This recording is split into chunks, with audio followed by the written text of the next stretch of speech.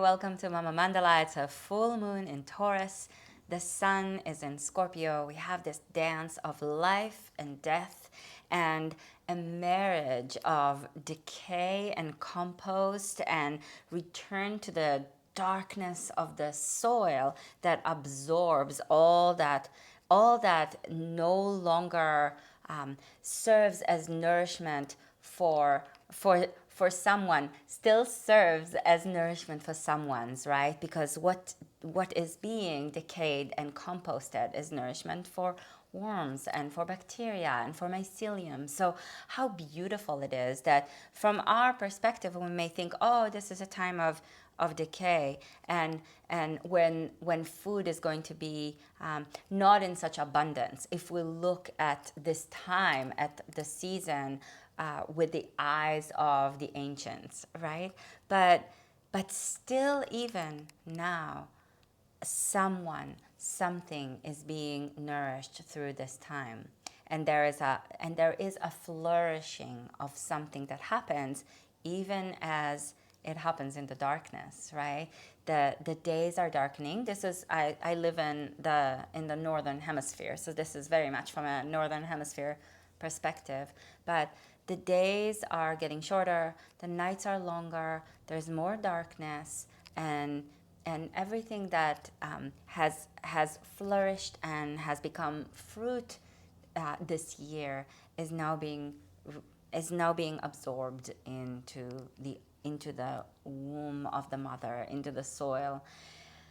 And yet she shows up for a visit as her most lustrous, lustful, sexy self, right? So when Scorpio season happens, the full moon is in Taurus, and Taurus is she's Aphrodite. Let's just say it as it is, right? She's Venus.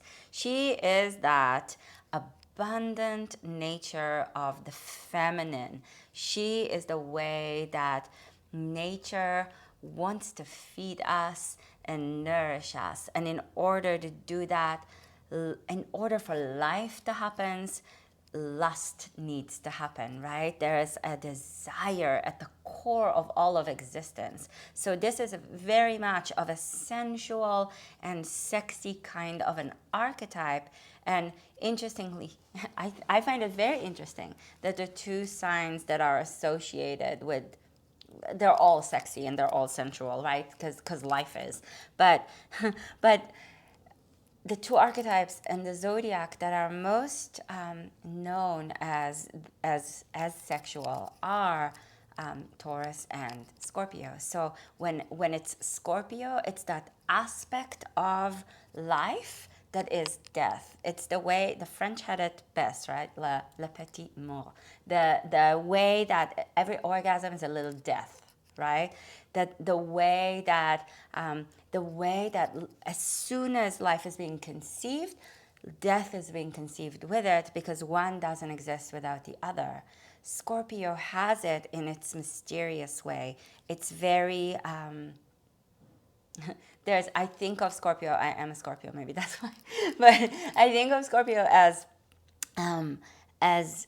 the kind of kinky side of sexuality, and Taurus of the way that we think of the feminine sexual as the goddess, right? And both have their way. Why am I talking only about this? I don't know, but here it is. It's coming through me in this way because, and maybe it's because these are dark and difficult times. The election in the US happened last week. The results are horrible. We're not going to get too far into this, but this is a heartbreaking time. There's war going on in the Middle East. There's loss of life, and there's loss of hope for so many people. And yet, the sun is shining, right? In some places. I happen to live in LA, so it's very sunny here today. The sun rises every morning, and there's a beautiful full moon happening tonight, and nature is continuing to do her thing, right? And I'm thinking of the way that as these are very difficult times, as we are moving into another Trump presidency, as we know that so many rights of so many humans are going to be taken away, and it's going to be a mess because he's such an agent of chaos and and of brutality, right? And even in times of fascism and of authoritarianism, in places where people have lived under severe oppression, art can happen, beauty can come through. Interesting, intelligent, creative thoughts and can spark when the feelings are rough, right? And it's and even when it's not just rough around the edges, right? Like I think of Scorpio as rough around the edges, but then inside there's this depth of softness and vulnerability, right? Because it's the falling apartness, the season of falling apartness, right? Of dropping to the ground. It's not, while it's not just rough around the edges, but kind of like takes us into the core of tough times, we are, there is a vulnerability and there is a softness that if we are able to access, we are going to be able to make beautiful things in this time. And part of what we can well, where we can take this is into deep care for one another, is into showing up for each other, is through our heart opening, while we are also protecting and creating boundaries and making sure that we're not gonna let ourselves get hurt, but we know that we will. You know that hurt is coming, because also that's also life, right? Life is gonna hurt us, and it's worth living. It's worth going through the difficult things that break us, because because that's living, right? That's going for it. That's experience. That's flavor. That's the fermentation of grapes to make wine, right? That's the way that things in their becoming are not only going to go through a process that we think of as beautiful, right?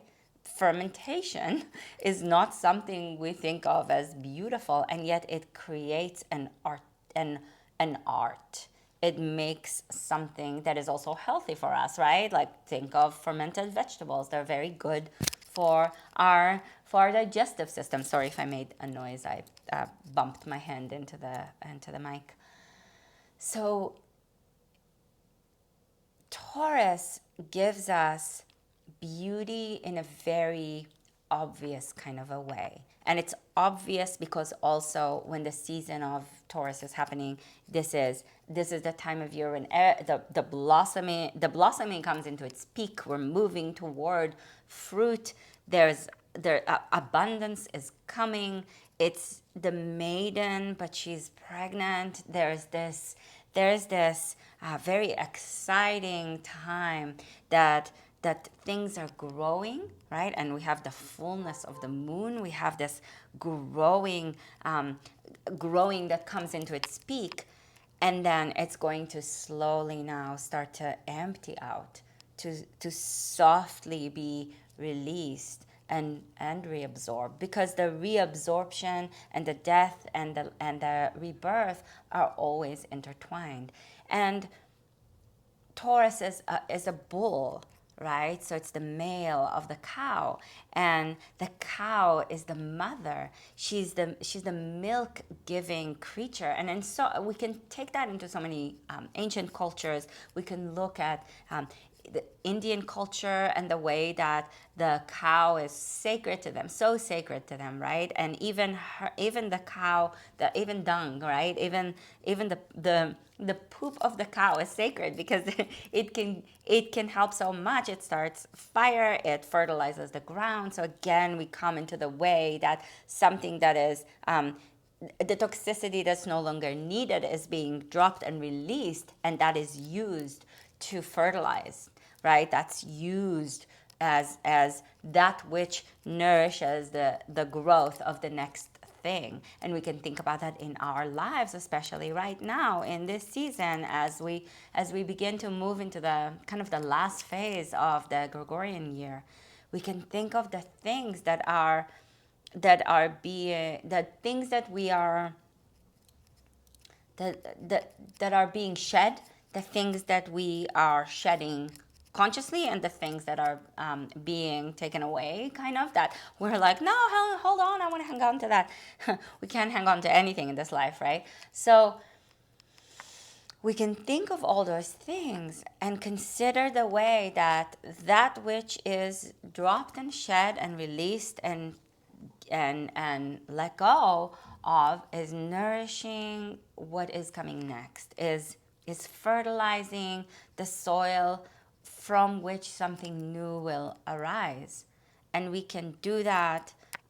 It happens anyway, right, in an unconscious kind of a way, but we can bring ourselves to it consciously. We can bring the light of the moon, we can bring the radiance of the moon in Taurus that is reflecting the light of the sun in Scorpio to the conversation of the moment that we have with ourselves. And we can do that on that personal level of all of our projects, and maybe loves that flourished this year but then also came to an end. Maybe it's a phase in your life with your children. Maybe it's a parent. Whatever it is, the things that we notice that we are starting to compost as the year comes to an end. We can bring this relationship between flourishing and abundance into and through the light, right? The projection of the sun in Scorpio, the light of death and decay, into that reflective light of the moon that gives us this sensual abundance presence. And we can start to play with that in the composting of the year, in this phase, in this moment. And we can bring that in that personal level, and on the collective level, we can start to think of it in terms of what's happening in the world around us, in our society, in our community, on a state level, in a country level, on a global level, right? So we can do a lot of work with those two, with those two archetypes, and we can bring that sacredness of life-giving power of the cow. We can think of Nut from ancient Egypt, who was a goddess, sometimes depicted as a woman arched over the earth, over the god of the earth, Geb. I love how the masculine and the feminine can switch roles, because sometimes we get a little stuck. This is also something we can start composting. We get stuck that the earth is feminine, but ancient Egypt saw the earth also as masculine. The father was the earth, and the mother was the sky. How cool is that? We can move the roles around, and we are starting as a society. It's sort of, society is moving in two directions at the same time. It's moving in a progressive direction, and it's moving in a very regressive direction. And we can hold the center not only as a stabilizing force, because the center can be stabilizing. Obviously, that's like the obvious way of looking at it. But the center is also fluid. It also moves. It moves like a serpent. It moves a little bit side to side, so that we bring the perspectives of different aspects and different directions into the way that we work with the world. And I'm thinking of the bull, who is very much one of the attributes of the sign of Taurus is a stubbornness, right? So we can bring the power of the bull to hold the center with its powerful horns, and the horns of the bull are like two crescent moons. The horns of the cow, some cows have horns, two crescent moons, one giving us the waxing and the other giving us the waning, because in that power of the bull's presence, that is very much of a I'm gonna hold the ground here. There is also the phases and the waving and the wavering side to side and the ability to move cyclically like the moon. So we have the horns giving us the phases of the moon and the movement side to side, and we have the bull that holds the ground, that holds the earth. And the bull is also in, if we look at the symbolism of it, the bull is also the way that cattle was used as capital. It's sort of, I read, I think it was in the Taschen book of symbols. I'm pretty sure that's where I read it, but I'm not 100% sure.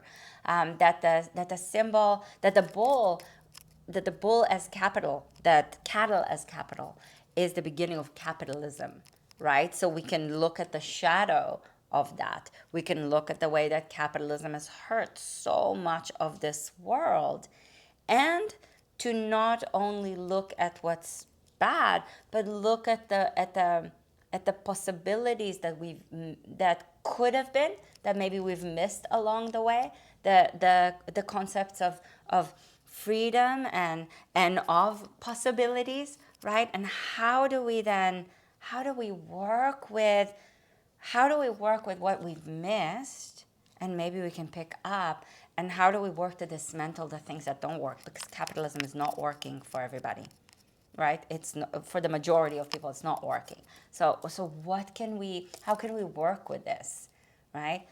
Just, light and fluffy things to think about on this full moon. But the bull is also why did it become the capital, is that it's a workforce, right? We've used that animal to work for us, and then the cow to plow the fields, right? And the cow is giving us food.